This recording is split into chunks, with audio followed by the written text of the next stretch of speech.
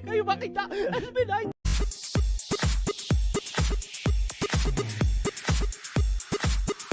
SB19 still ginaya ang acting reaction ng kanilang fan nang makita silang mahalima. Marami na naman nga muli ang natuwa at na-excite ng sobra sa bagong episode na ito ng Mahalima sa Atin-Atin Lang with SB19 na ibinahagi ngayon lamang nila sa kanilang TikTok account official.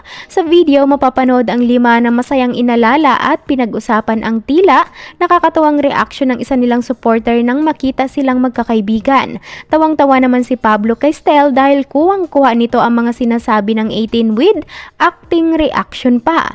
Kaya naman komento ng mga netizens, the best daw talaga ang usapan kapag hindi tahimik si Stell. Saad ng isa pa, SB19, sobrang paos pa boses ko dahil sa fan meet last night, pero mukhang sasakit na naman lalamunan ko bukas.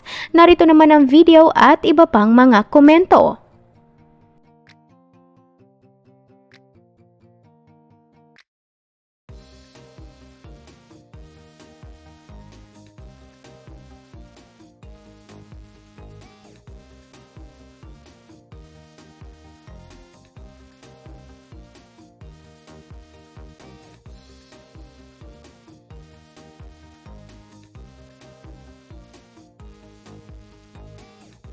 Hindi ako mabayag. Hindi kayo makita. SB19!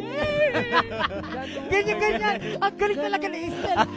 Tapos sabi niya pa, pinag-pray ko talaga kay Lord na magkita kayo. Alam ko, sabi ko sa mga pamangkin ko, makikita ko Sabi yun. niya. No matter what. Tapos Dito yung ako mga nag- pamangkin, sabi niya, ay, Dito di, ako nag-stay apo. kasi I know na dito kayo magsistay. SB19!